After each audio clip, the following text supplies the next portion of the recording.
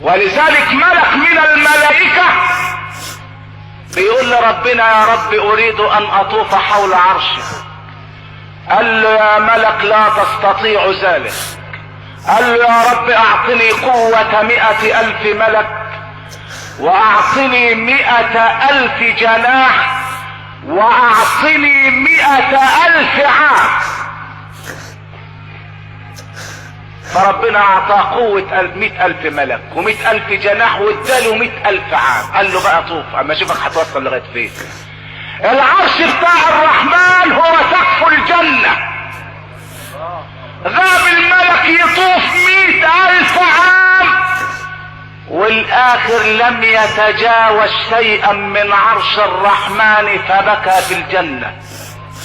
فقالت له احدى الحوريات اتبكي وانت في دار النعيم؟ بتعيط ليه؟ زعلان ليه؟ حكى لها الحكاية. قال لها انا سألت ربنا سؤال وما كليش ان انا اسأله. قلت له اديني 100,000 جناح اداني، اديني 100,000 قوة ملك اداني، اديني 100,000 عام اداني عشان اطب العرش كله.